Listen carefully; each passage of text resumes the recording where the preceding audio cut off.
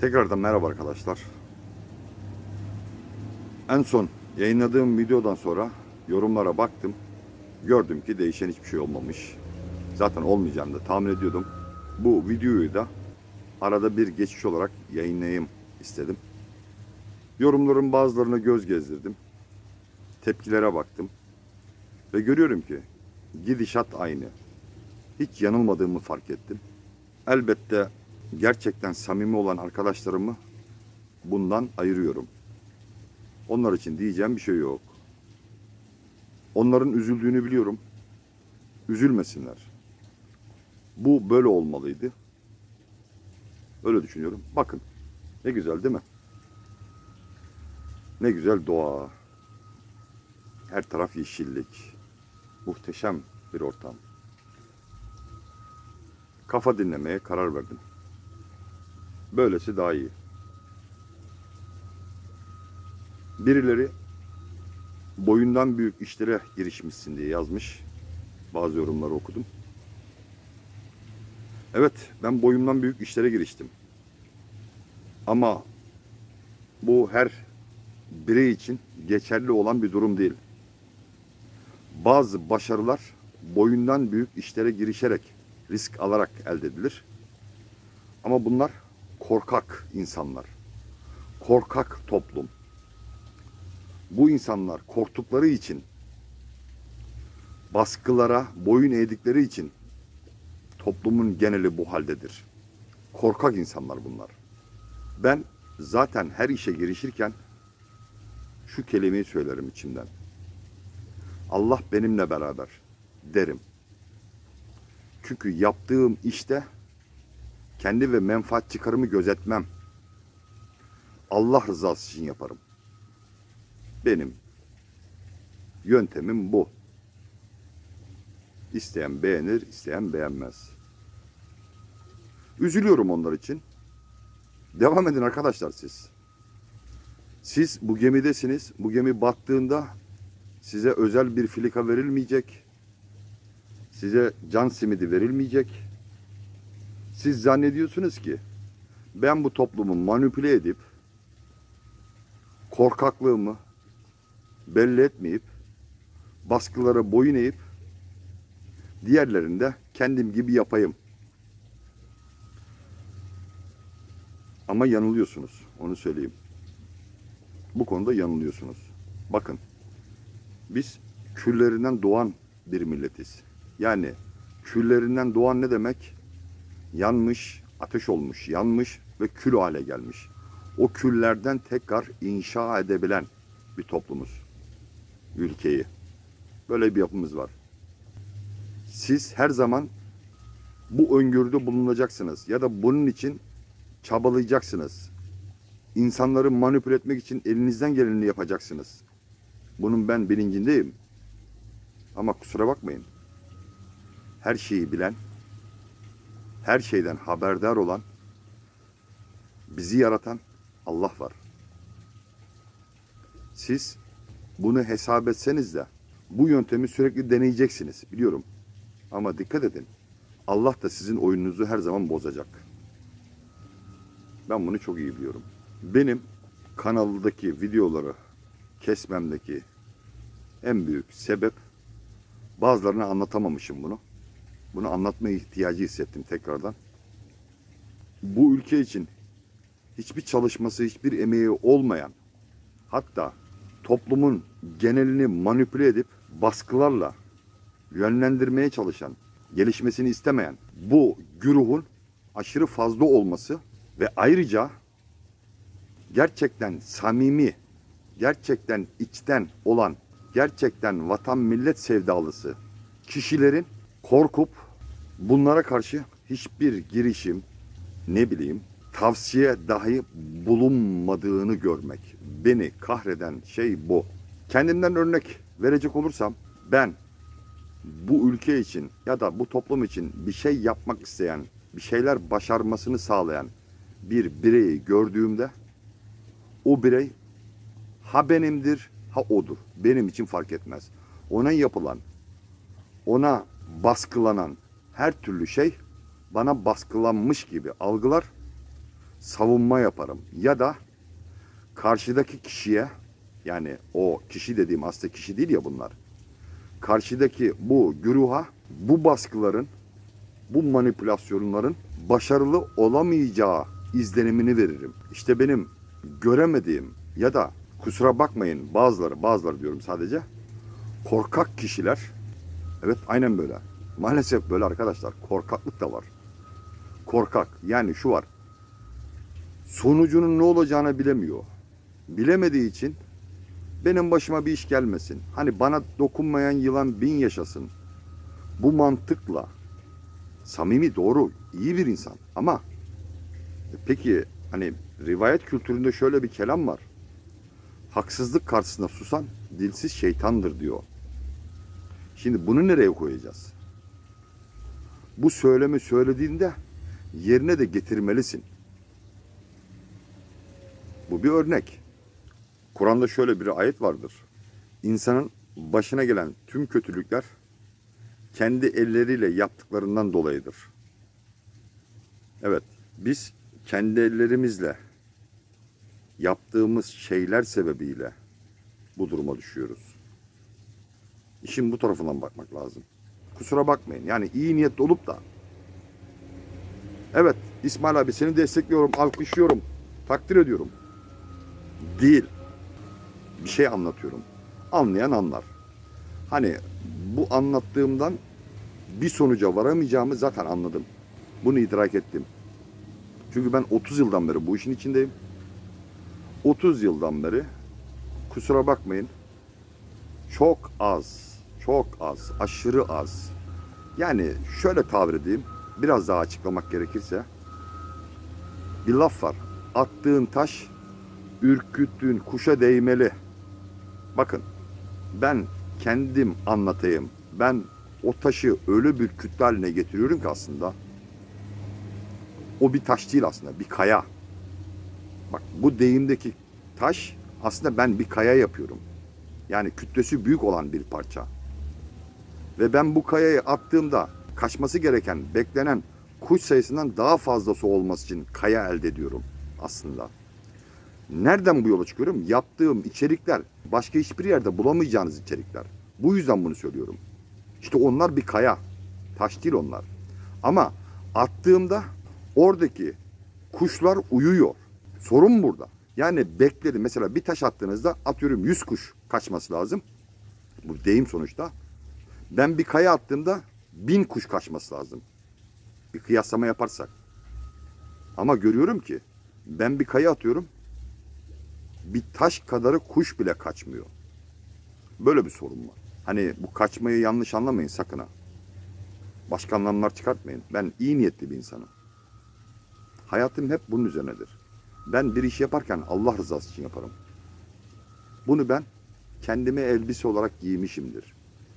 Herkesin inancı da kendine. Bu beni ilgilendirmiyor. Başka bir konudan bahsedeyim. Bu anlatacaklarımı belki daha önce hiç duymadınız ya da kafanızda düşünmemiş olabilirsiniz. Belki düşünenler de olabilir. Ben insanlarımızın yani bu birinci kesim dediğim bu güruhların neden böyle olduğunu tabii zamanla düşündüm. Yani insan nasıl ben size soruyorum ya her zaman neden, niçin, nasıl, niye bu soruları kendi kendinize sorun diye. Bunu sorarken elbette ben de soruyorum. Kendim yapmadığım şeyi size sormam ya da söylemem. Düşündüm neden bu toplum böyle? Şu kanıya vardım. Bakın bu benim görüşüm. Bunun böyle olma sebebi eğitim, eğitim, eğitim. Biraz daha açalım. Televizyonlarda tartışma programları görüyorsunuzdur. Ne bileyim siyasal, ne bileyim mesleki, ne bileyim finansal. Böyle tartışma programları görüyorsunuzdur. Haliyle işte bu işin uzmanı diyebildiğimiz bilim adamı, profesör, ne bileyim öğretim görevlisi bu tür insanlar çıkar tartışırlar kendi aralarında. Biz de bunları dinleriz. Hani onların bize anlattıklarından dersler çıkartmaya çalışırız kendimizce. Güzel. Peki fark ettiniz mi bilmiyorum. Genel anlamda söylüyorum. Tabii yani tüm olarak kastetmiyorum elbette. Şunu fark ettiniz mi? Mesela bir profesör çıkıyor, sunucu bir soru soruyor. Açıklama yaparken ilk söylediği kelime şu oluyor. Amerika'da yapılan araştırmaya göre, İngiltere'de yapılan araştırmaya göre diye başlıyor konuya. Şimdi bakın, buraya çok dikkat edin arkadaşlar. Ben şu soruyu soruyorum kendi kendime. Bilmiyorum siz soruyor musunuz? Sen bilim adamısın, profesörsün, aynı zamanda aydınsın. Ne demek aydın? Halkı aydınlatan, ışık tutan, yol gösteren demek. Bu kelimeyi alalım. Amerika'da yapılan araştırmadan bana ne? İngiltere'de yapılan araştırmadan bana ne? Orası bir araştırma yapmış, bir sonuca ulaşmış. Sen profesör, bilim adamısın. Senin bu işi kendi becerilerinle, kendi elindeki imkanlarla yapman gerekmez mi?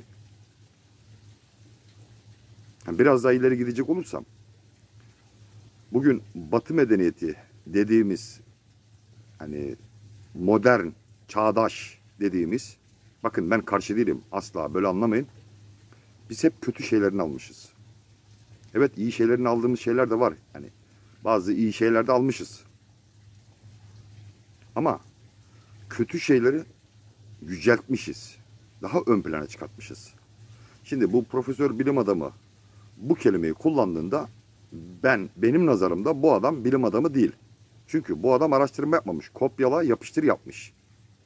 Yani bir başkasının yapmış olduğu ne bileyim makale, araştırmayı gelmiş benim halkıma söylüyor ya da bana söylüyor. Bu böyle olmamalı. Ya karşıdaki kişinin kimin adına çalıştığını biliyor musun? Bakın, bu belki doğru da olabilir. Ama ben başka şeyden bahsediyorum. Her ne olursa olsun milli düşünce. Yani her şeyin milli olması lazım. Düşünce, fikir, söylem, her şey milli olmalı. Amerika'daki adamdan bana ne? İngiltere'deki profesörden bana ne? Şu soruyu ya da şu bahaneyi bana söyleyemezsin. Elinde imkanım yok. Oluşturacaksın. İmkanın yoksa bile oradaki kişinin söylemini bana söyleme. Bunu filtreleme yap. Belki yanlış olabilir. Belki bu söylemde hatalar olabilir. Ya da hataları varsa bunları da dile getir. De ki mesela, bu benim görüşüm tabii. Böyle demişler ama bu böyle olmamalı, bu böyle olmayabilir de. Bunu da demeli. Bu da söylenmeli. Yani tövbe aşağı. Bu Amerika'daki adam her şeyden münezzeh mi? Kusursuz mu? Yani hiç kimse kusursuz değil. Hepimizin hatası var. Sen dışarıdaki bize ait olmayan bir düşünce, fikri araştırmadan, sorgulamadan, filtre etmeden benim halkıma söylememelisin.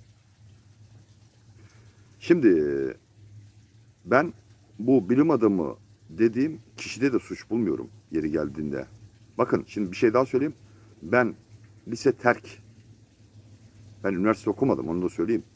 Şimdi ben belki bu konuda hani haddim olmayan bir düşünce söyleyebilirim. Ama bu benim düşüncem. Ama inanıyorum ki samimi insanlar bu dediğime hak verecek benim. Belki bu dediğimi hiç düşünmemiş olabilirlerdi. Ama şimdi düşünecekler belki. Bakın ben bu anlattığım bilim adamı dediğimiz kişilerde suç bulmuyorum. Çünkü eğitim sistemi zaten oraya evrilmiş. Yani bir kısır döngü var. Bunu aşamamışız. Ya da hani tamam, eğitim sistemi bu. O kişi kendini geliştirmemiş. Yani eleştirisel bakıp da bu sistemle ben kendim proje üretemem, ben kendim bir buluş yapamam ya da kendim bir makale yazamam. Benim için bu imkanlar yeterli değil. Bu imkanları sağlamam gerekir bir şekilde deyip bu işe baş koymalı. Yani emek vermeli. Emek vermeden hiçbir şey elde edilmez.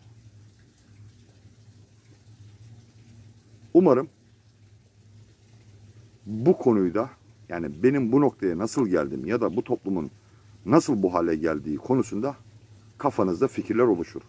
Tabii bunlar benim düşüncem. Katılmayabilirsiniz. Özgür düşünce. Benim düşüncem böyle. Ben her şeyin olumsuz tarafının neden olduğunu araştıran bir insanım. Nedendir? Sebep nedir? Kendim için de bu geçerli. Umarım bu dediğimi anlamışsınızdır.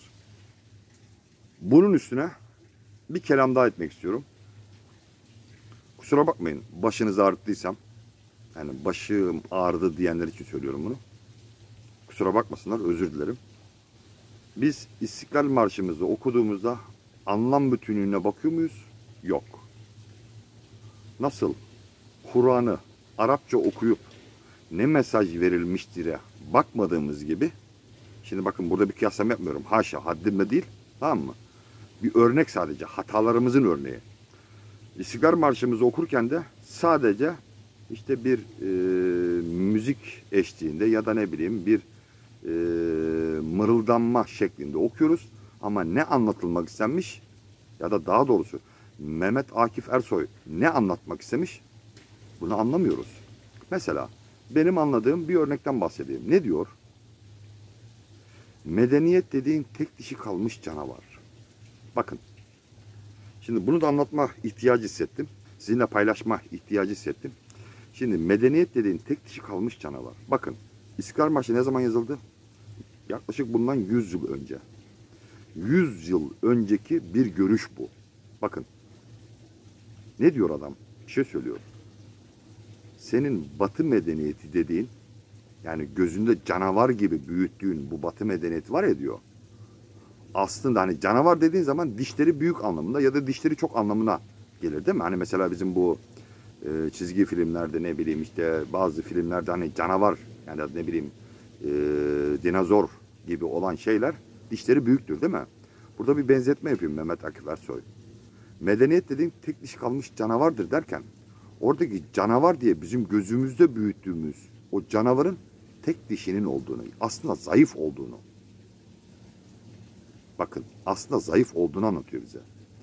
Ama biz korkularımızı yenemediğimizden onu canavar gibi görüyoruz. Sorun burada. Yani cesaret lazım bu işte.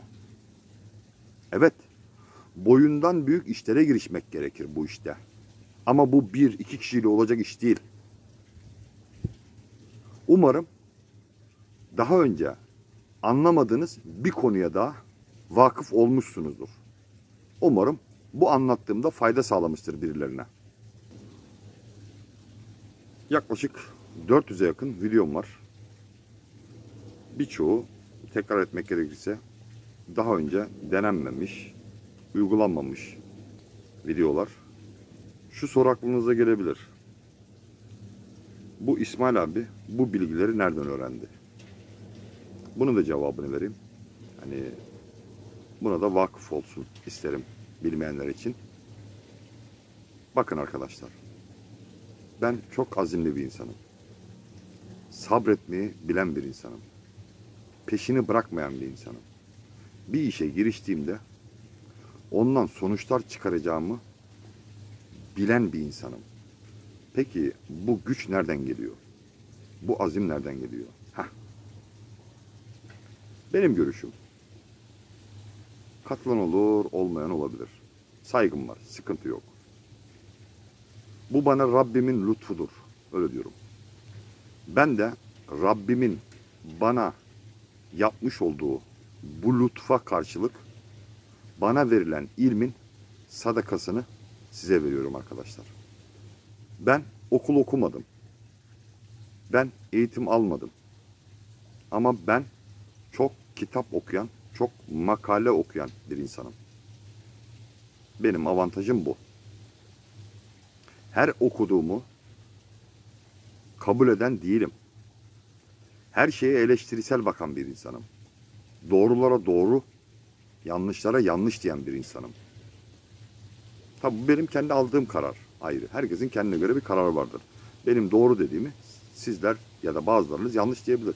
Bu da doğaldır. Ama hakikat tektir. Doğru tektir. Ne diyor Kur'an'da? Hak geldi, batıl zayi oldu. Bu da bir ayettir. Son videodaki yorumlara baktığımda değerli kardeşimin birisi şöyle bir yazı yazmış. Saf kelimesinin manası bugün enayiye tedbir ettiler. Çok yerinde bir tespit aslında. Üzülerek söylüyorum. Maalesef çok yerinde bir tespit. Maalesef. Şimdi enayi kelimesinin anlamına ya da saf kelimesinin anlamına farklı bakış açılarından sosyolojik ve psikolojik olarak bakalım. Bu tabii yine benim değerlendirmem olacak. Ben bir bilim adamı değilim, onu da söyleyeyim. Öyle bir duruma da hevesli değilim, onu da söyleyeyim. Şimdi Türk Dil Kurumu'nun saf kelimesinin birkaç tane anlamını anlatacağım size. Bunu TDK yani Türk Dil Kurumumuz belirtmiş. Dediğim gibi bu iş sosyolojik ve psikolojik olarak. Ben bu tarafından sizlere anlatmaya çalışacağım durumu. Şimdi safın anlamı. Saf. Dizi, sıra. Grup. Hani safları sık tutun. Oradan dizi yani yan yana dizilme. Saf. Boşluklar olmasın anlamında. Katıksız, arı, katışıksız, halis, has anlamında. Bu anlamlara geliyor. Şimdi sanki bana daha sonradan eklenmiş gibi geliyor. Bu anlamların içinde. Kurnazlığa aklı ermeyen. Bakın, kurnazlığa aklı ermeyen. Kolaylıkla aldatılabilen. Devam ediyor. Bön. Bönü biliyorsunuz. Bulmacalarda çıkar. Enayi. İyi niyetli, art niyet. Şimdi bunlar TDK'nın, Türk Dil Kurumu'nun kendi anlamı. Yani kendi çıkartmış olduğu anlamlar. Şimdi bir başka bakış açısı tekrardan Türk Dil Kurumu'nun safa verdiği anlam demiş ki saf, temiz, yani saf şudur demiş. Temiz, hilesiz, katkısız demekmiş. Yorum getirmiş. Menfaat düşüncesi olmadan sırf Allah için iş ve amel yapan. Bu benim de yorumum aslında. Menfaat düşüncesi olmadan sırf Allah için iş ve amel yapan.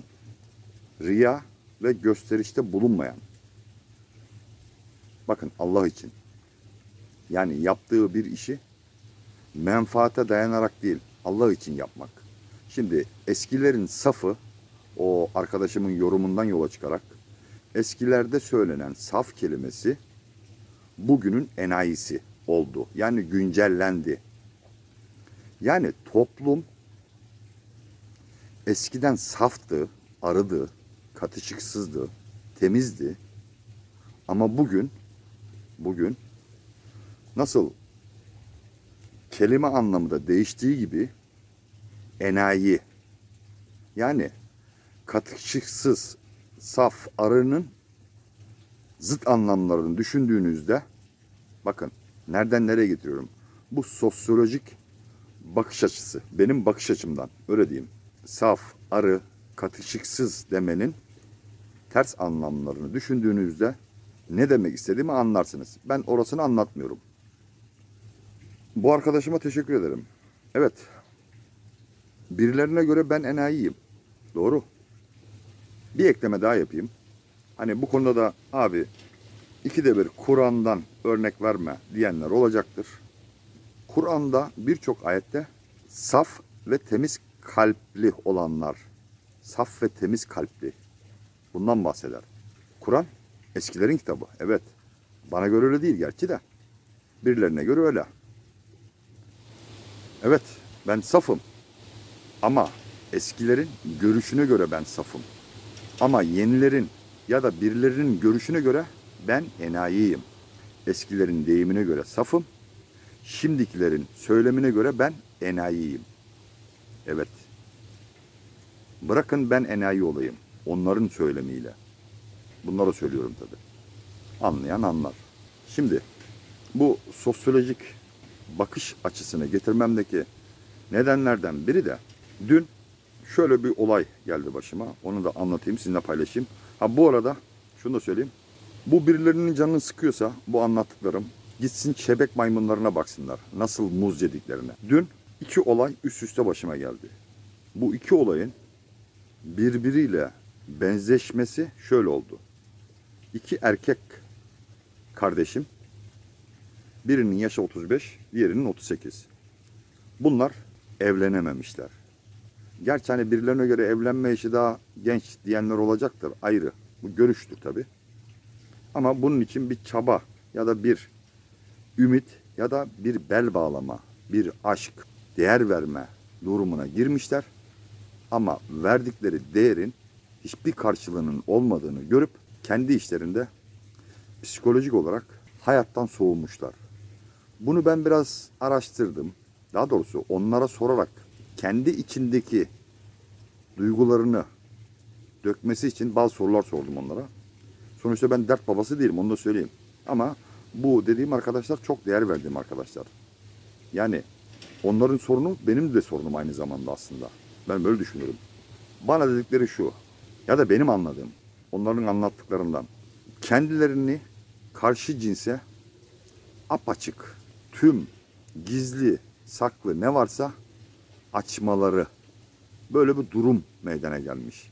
Yani değer verdiği insan olarak gördüğü karşı cins bunu görüp karşıdaki kişinin yani bizim arkadaşların, bu genç kardeşlerimin samimiyetini anlayamamış bu hanımefendiler ya da bayanlar öyle diyeyim. Aslında suç yani benim görüş açımdan, benim bakış açımdan benim arkadaşlarımda değil. Suç karşı cinste. Ama karşı cinsin bugünkü algısı böyle. Sorun şu. Benim arkadaşlarım samimi. Karşı cinse kendi duygularını işte ben buyum. Benim ipim, sapım, her şeyim bu. Bu şekilde kendilerini anlatıyorlar. Anlattıklarında karşı cins bunu hedef olarak görüyor. Şimdi hedef olarak görmesinin sebebi şu. Direkt kazanıyor. Yani benim erkek kardeşlerim aslında hata yapıyorlar günümüze göre. Karşı cinse onlara da tavsiyede bulundum. Kendinizi hemen açığa vurmayın. Biraz bilinmez olun dedim onlara. Bilinmez. Yani muallaklık ya da soru işaretleri bırakın karşı tarafta. Çünkü bugünün insanları ulaşılamayanı çok seviyor. Ya da ulaşılamayan şeye değer veriyor. Ulaşmak onlar için başarılmış zafer demek. Yani savaşı kazandın, ganimetlere bakıyor. İşte bu kardeşlerim kusura bakmasınlar asla evlenemezler. Bu kafayla. Şimdi şunu da dile getireyim. Bu şekilde düşüncede olan birçok genç kardeşim vardır. Ya da şöyle de düşünebilir. Ya etrafımda kim var ki güvenilir? Hangi kıza güveneceğim? Hepsi şöyle ediyor, böyle ediyor. İşte kendince kırmızı çizgileri olan kriterlere birçok karşı cinsin uymadığını ya da uygun olmadığını görüyor ve korkuyor. Çünkü insanda bir gurur, bir şeref, bir namus diye bir kavram vardır. Belki hani birileri için bu önemsizdir. Herkesin kendine. Ama bazı insanlar yaratılış fıtrat gereği böyledir. Çünkü yaşamları bunun üzerinedir. Çünkü atalarından böyle görmüştür. Sen bu insanlara bir şeyler anlatıp empoze edemezsin, değiştiremezsin. Onun kırmızı çizgileridir. Ha, burada değişenler var mıdır? Elbette çoktur. Bunu da söyleyeyim. Ve de çok. Keşke değişmeselerdi. Ben böyle düşünüyorum. Bu arkadaşlarımın hatası tekrar etmek gerekirse karşı cinse tüm her şeyini söylüyorlar. Söylemeyin kardeşim. Yapmayın bunu. Bunu siz yaptığınız anda kusura bakmayın amiyane tabirle çöp oluyorsunuz. Çöp. Hani diyor ya birileri çöp. Hani bir anakartı tamir ettiğimde ben mesela abi ne uğraşıyorsun? Çöp zaten o. Böyle diyorlar ya. Şimdi yanlış anlamayın beni de. Siz de karşı cins için birer çöp oluyorsunuz. Neden? Çünkü değeriniz kalmıyor. Siz tüm değer bilgilerinizi karşı tarafa aktarıyorsunuz. Yani karşı cinste akılda soru işareti hiçbir şey bırakmıyorsunuz. Bunu böyle yapmayın. Ha şunu da söyleyeyim. Kibirlenmeyin de. Ukalalık da yapmayın. Her şeyi ben biliyorum. Hani karşı cinsi bastıracak, baskın hale gelecek duruma kendinizi düşürmeyin. Ha, bunlar benim size tavsiyem. Ama günümüzün maalesef gençliği, günümüzün sosyoloji boyutu bu. Yani üzülerek söylüyorum, kötü sosyoloji. Yani insanlar arasındaki ilişki boyutu bu. Maalesef böyle. Ha, sizin kriterlerinize, bu bahsettiğim kriterlere uygun karşı cinsi bulmanız, kusura bakmayın, çok zor. Onu da söyleyeyim yani. Hakikaten zor. Çünkü ortam sizin istediğiniz kişilerle dolu değil. Ya da size uygun olduğunu zannettiğiniz kişilerle dolu değil. Bu yüzden sizlere tavsiyem, yani böyle olan arkadaşların olduğunu çok iyi biliyorum. Hem de fazlası, bayağı da fazlası da var. Onu da biliyorum. Sizlere tavsiyem, karşı cinse kendi üstün kriterlerinizi ya da ne bileyim onu cezbedecek kriterlerinizi anlatın ama her şeyinizi anlatmayın. Akılda soru işaretleri bırakın. Şimdi bu hep böyle mi olmalı? Asla. Şimdi asıl can alıcı noktaya geliyorum. Bakın, ne zaman tam teslimiyet olmalısınız, onu da anlatayım.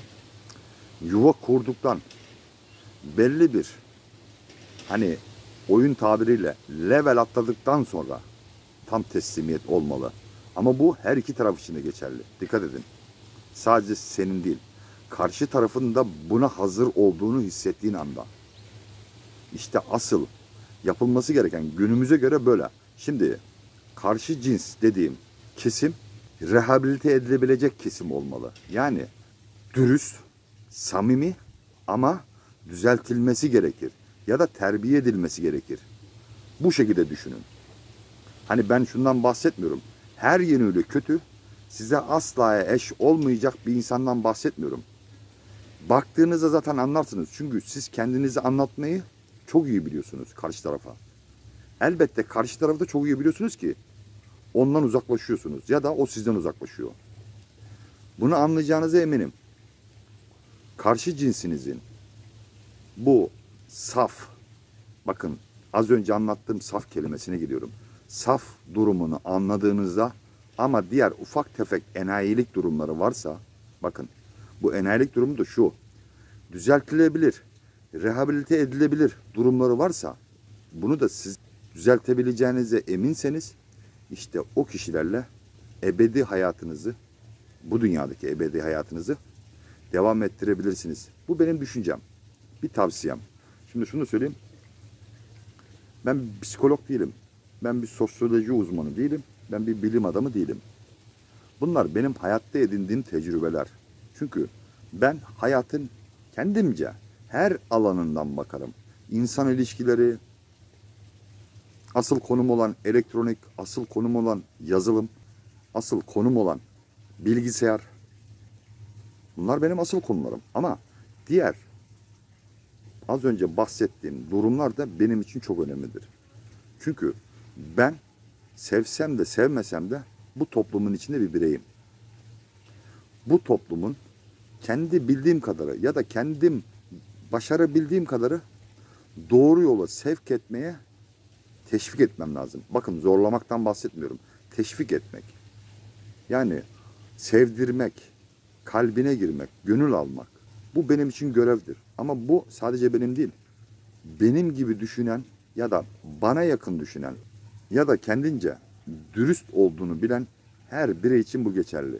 Yani bana ne? Bana dokunmayan yılan bin yaşasın mantığı yanlış. Bu konuyu da değinmek istedim videonun içerisinde.